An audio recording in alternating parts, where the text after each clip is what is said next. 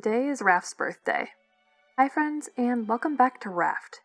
On this day, May 23rd, 2018, Raft made its first official release on Steam. But this game's development started way back in October of 2016, when 3 university students started creating a survival simulator as part of their coursework. Now, in 2022, the game is so much larger than anyone expected, and we're still not done yet.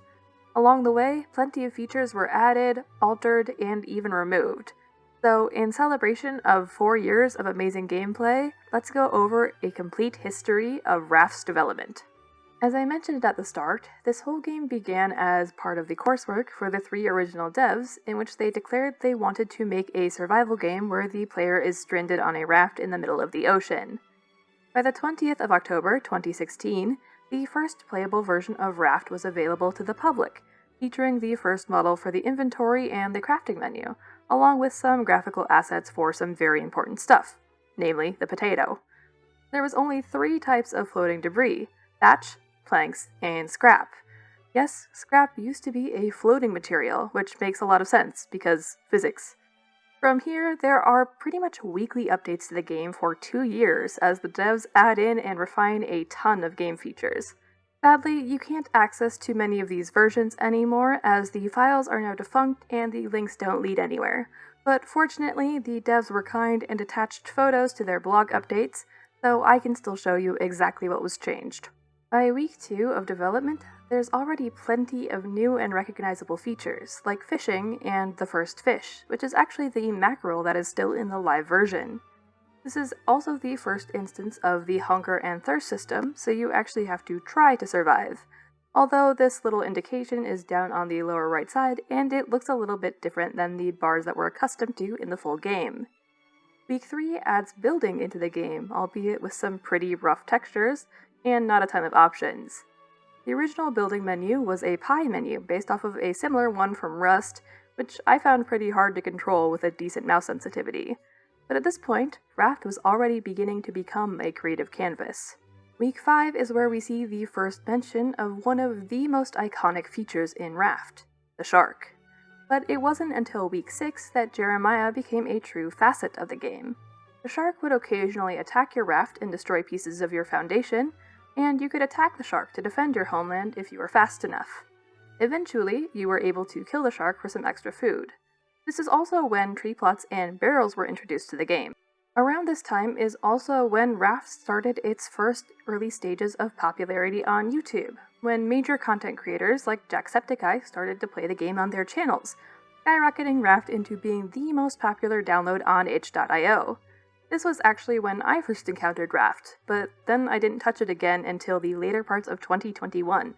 So I'm curious to know down in the comments when you guys started playing Raft and how much the game has changed since your first world. The next major version of the game to include more than minor bug and shading fixes was version 1.05.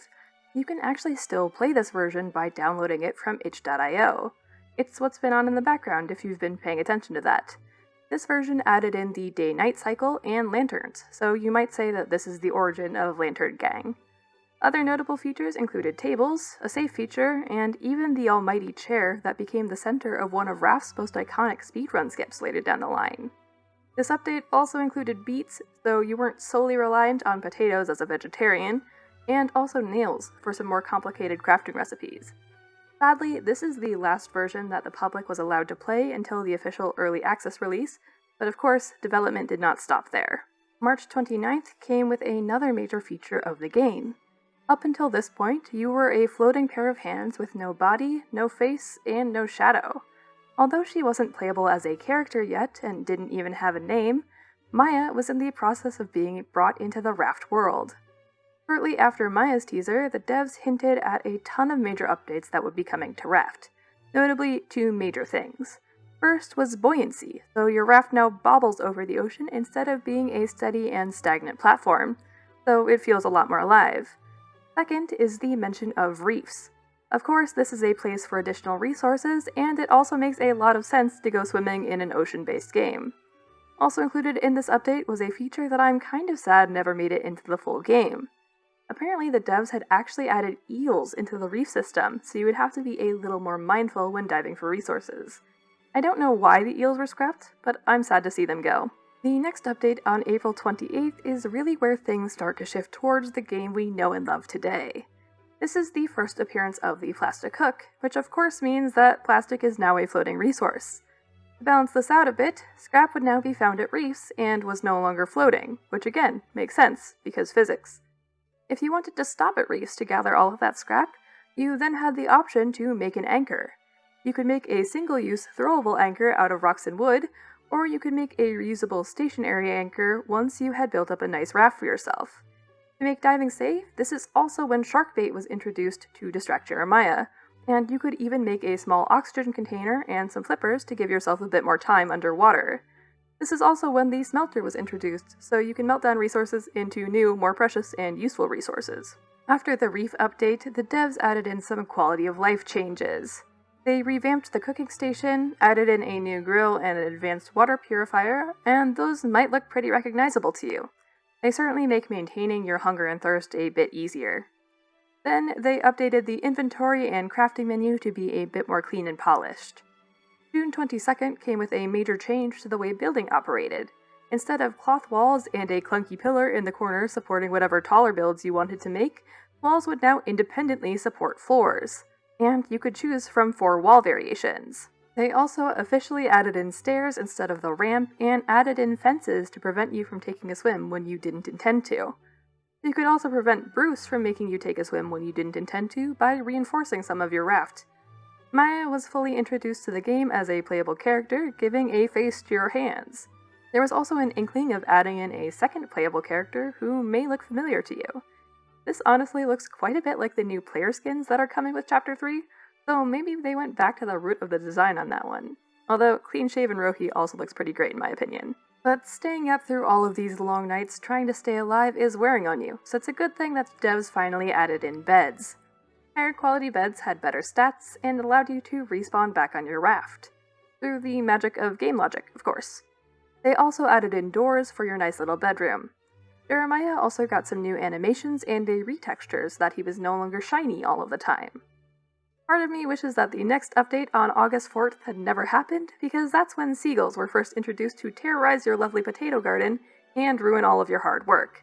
But soon enough, on September 5th, the devs confirmed that Raft would be coming to Steam as an early access game in 2018. This is also when multiplayer was first announced, so you can suffer with friends on the open ocean. You can even whack your friends with the newly remodeled tools. Axes, the building hammer, and some other things were remodeled to look a bit cleaner and fit in more with the game's evolving aesthetic. This is also when the idea of small islands first appeared, and they even came with some fancy flowers. A full year after the very first version of Raft, a new playable male character was added into the game. Of course, his shirt is the khaki version we know and love, but he's a welcome addition when you're causing chaos with your buddies and you need to tell everyone apart. We also got a research table, so you would actually have to work to learn new recipes rather than just being able to craft everything from the start. You would need to research certain materials to access things like the paint mill and the paintbrush that you could of course use to paint your raft by gathering flowers from small islands, which were now also covered in trees. Reefs also got a redesign and were placed around these islands, along with paddles so that you didn't get stuck on the island. Or you could use a sail for a similar effect. Adding in sails as a movement option allowed you to explore the ocean faster and get access to more reefs for more resources. And as you were doing that, you could display a trophy for all of your hard work. If you managed to kill Jeremiah, he would now drop a head for you to display on your raft, which was of course full of all of the new decoration blocks. Raised platforms, short stairs, half walls and pillars, along with various roof types allowed players to express their creativity on the raft and build some pretty amazing stuff. Plus, they added a streamer so you can tell what direction the wind was going, and some small storage so that you could organize yourself before getting to the big chests. There was also even a shoe that you could fish up out of the ocean. Or you could fish up the new fish out of the ocean. This is when we moved up to the whole 6 type of fish that currently exist in the game, including the tilapia, which is a freshwater fish and should never have been in the ocean in the first place. You could fish other stuff up too, like some fancy decorations. Other decorations you could craft, like a clock to tell you just how much of your life you've spent fishing. Through rain or shine, there's always something to be doing, like exploring islands for the newly introduced abandoned huts that may have some valuable resources for you to bring back to your raft. or farming a ton of the new crops, making some binoculars, or improving your fishing rod. Depending on your player comfort level, this is also when game modes were introduced in case you're not up to the whole survival thing. Just like the way the people on the abandoned rafts weren't really into the whole survival thing, but at least they left stuff behind for you to steal. Then you can label all of that new stuff with some signs, or just keep track of how many days you've made it through with a new calendar, waiting until May 23rd, 2018. Early access was finally released on Steam, and players across the globe were able to experience the joys of Raft in their full mid-development glory. Like being able to place a ladder on your raft, or being able to shoot a bow and arrow. Other minor updates, like adding a stone axe and the ability to crouch, also happened during this period. Large islands were introduced in July of 2018, bringing with them new enemies like the despised creature the Screecher, which you guys voted as the worst enemy in Raft, but at least there's some nice loot on the islands. After gathering some of the food off of those large islands, you could cook down those red berries into something more interesting using a cooking pot. These updates would come fully into play on October 11th of 2018 with the Large Island Update, 2 years after development on Raft began. Like the name suggests, large islands were fully implemented, along with poison puffers, hats, the ability to throw rocks, and most importantly, the radio tower. This is the first indication of story in the game, and that becomes quite important later on. So, if you wanted to explore the radio tower without being demolished by Screechers and attacked by Jeremiah, you could do it in Peaceful, which was improved on in the Game Mode update. The next update was the Domesticated update, which added in a few friendly faces to join you on the high seas. These came in the form of a llama, a goat, and a chicken, which of course needed to be caught with a net launcher. These animals can only be found on large islands, which now harbor some less friendly warthogs that will charge at you. But if you manage to bring them down, you can craft some new armor and a backpack out of their leather. To keep all of your animals well fed, you could automate some grass growing with the help of a handy-dandy sprinkler, and jam to some tunes from a radio while wearing a new hat that was hidden somewhere in the world. From here on out, the updates are a lot less frequent, but they have a lot more content than previous updates did. And by content, I'm talking about the full release of the first chapter. Of course, this meant a ton of new features, like the cruise ship and Balboa Island, and all of the story to accompany those islands and the enemies you'll encounter when exploring those islands. Some of the dev art for Balboa had the tiny children sitting on top of a shelf in the dark, which is infinitely more terrifying than what ended up going through to the live game. If you don't know what I mean when I call these children, you may want to check out my explanation of the story in this game. It's a lot more messed up than you might think. But of course, there's more to Chapter 1 than the islands themselves.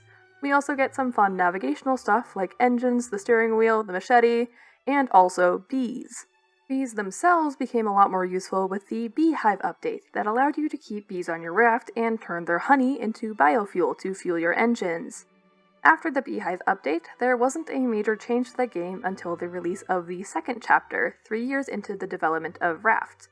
Again, this means new story content with the release of Caravan Town and Tangaroa, along with yet more unique enemies and puzzles to solve.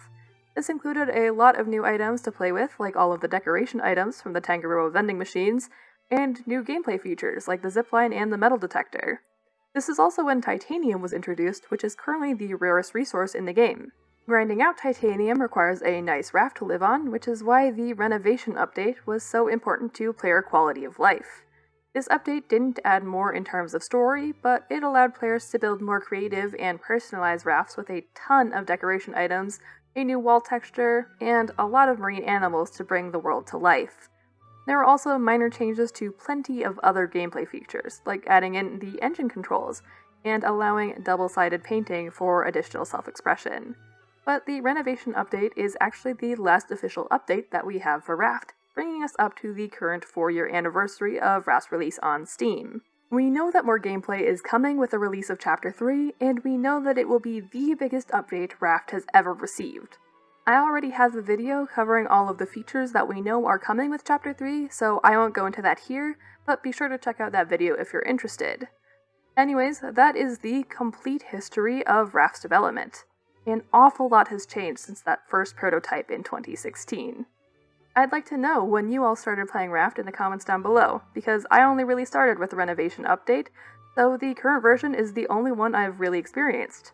Were you a beta tester, or did you join the rafting community during Chapter 1? Or maybe you haven't even played yet and are waiting for Chapter 3 to come out, which I totally understand. But that's it for me for now. This video took a very long time to script and record, so I'd very much appreciate it if you would leave a like if you enjoyed, and consider subscribing if you haven't already. It really helps the channel out. I hope to see you all again soon, but until then, have a great day.